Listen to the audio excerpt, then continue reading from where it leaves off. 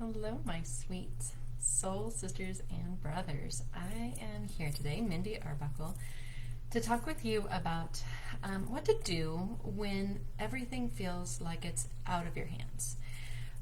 It feels like this world is just going crazy. We don't know what to do about it. There's a lot of really good people out there, but they're not really, a lot of them are not standing up and standing up for what's right. Many of them are. And then there's even just the aspect, like that's a worldly aspect of it, the level of our country and the state of our world. But then there's even the level of our own personal lives where it can feel like life is out of control. It's just chaotic, and you're trying to just keep your head above water, and it doesn't feel like you're making any headway. You've got a boss or a colleague that just feels like they're out to get you, they're not aligned with you, and you don't know what to do. You feel like you're facing insurmountable problems. Anybody ever feel like that?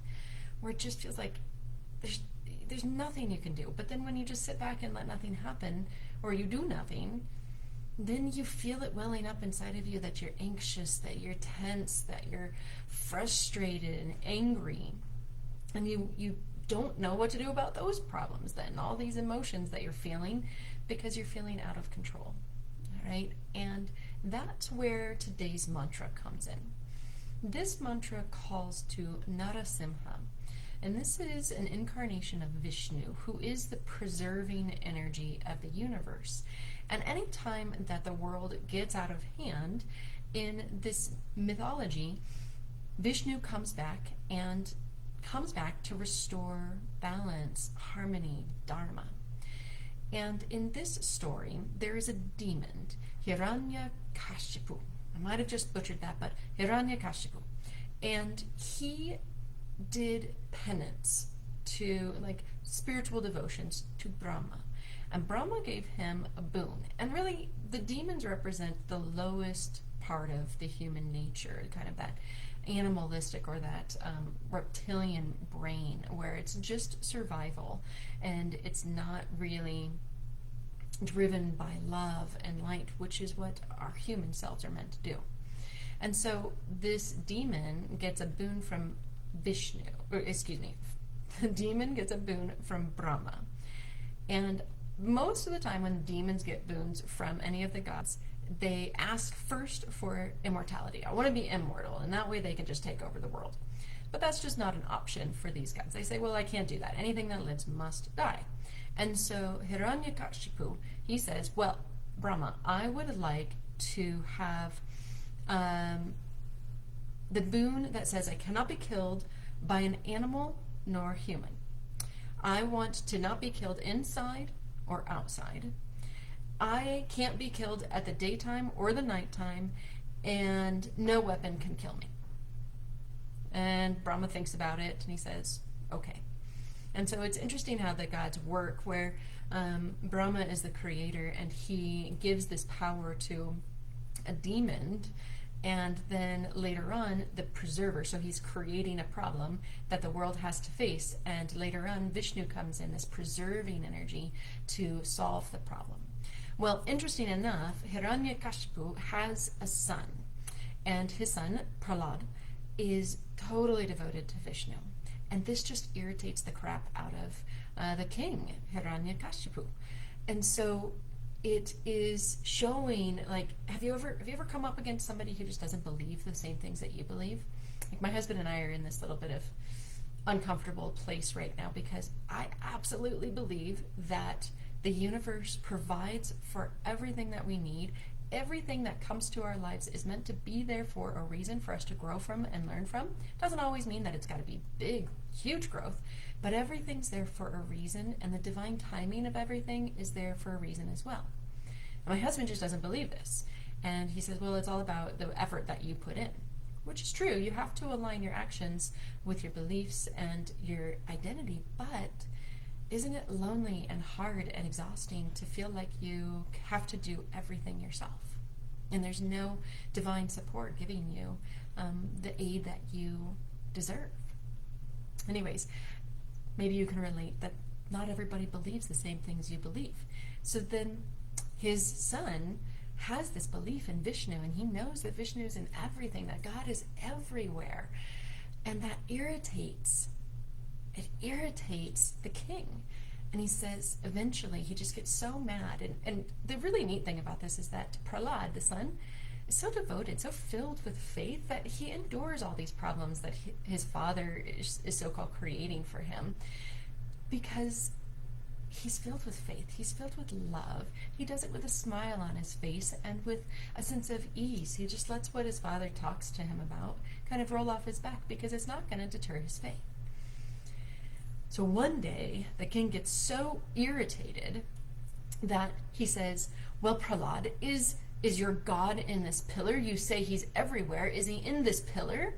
And he knocks the pillar over, and out comes Narasimha. Narasimha is a half man, half lion. He's neither animal nor human.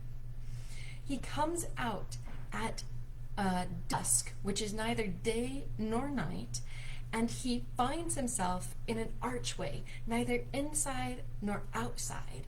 And he does not have a weapon to overcome this demon. He uses his own claws.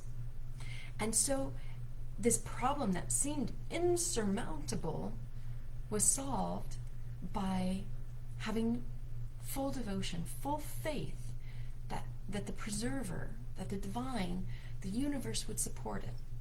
And so this mantra, Narasimha Tava Dasoham, is there to protect us, because first and foremost, God comes to save and serve his devotee. I mean, how magical is that? That like the divine, it really is always looking out for us, even when it feels like the divine's not listening, because Prahlad didn't just have to endure his father's rage once. It was over and over, but he did it with a smile, because he was filled with love and faith of the divine. And then it helps us to see that God really is there protecting us, serving us, and that there is the divine everywhere in all things. It is just this beautiful gift that helps us to realize that we can overcome any obstacle. I mean, how many times in your life did you feel like you ran into something and you could never get through it? And then what happened? You got through it. And hopefully you learned something from that experience, and it helped you become a better human being. That's what this mantra is here to do. It is helping us to overcome any obstacle, no matter how insurmountable it feels, like the destruction of all that we know and love, the ability to connect with each other in a real human way feels like it's an insurmountable problem right now. Like we're being told to be afraid of each other, and that's awful. And I love you, whether I get to connect to you at this level by a video, or if I get to connect to you in person. I'm going to love you either way. And that love and that devotion can come across and can really clear the path for our problems. And it can help us feel as if we are capable of doing these things. Now, I am going to put in the comments the actual mantra itself, Narasimha Tava Dasoham. So it's Narasimha, the name of this version of God. Narasimha Tava Da. Those are 3 letters in the Sanskrit alphabet. I'm going to talk to you a little bit more about those in a minute, but they embody power and level of greatness and really helping us to step up. And then Soham is a mantra in its own right. You can just chant Soham. It means I am that. I am that. And it's an open-ended statement. It doesn't say I am a woman, or I am spiritual, or I am grumpy, or I am happy. It says I am that, which means that you are so much more than all the limitations you put on yourself. All the personality traits, they are you, but they are your human self. They are not your divine self. So Soham helps us tap into our divinity, okay? Narasimha is the deity that can help us overcome all obstacles. And then ta, va, da. Let me just touch into this a little bit. Sanskrit is very mystical, magical language, in my opinion, and it holds a lot of energy vibration within it.